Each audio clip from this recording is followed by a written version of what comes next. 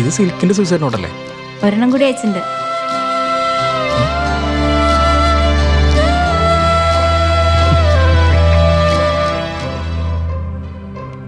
ഇത് എന്റെ suicide not.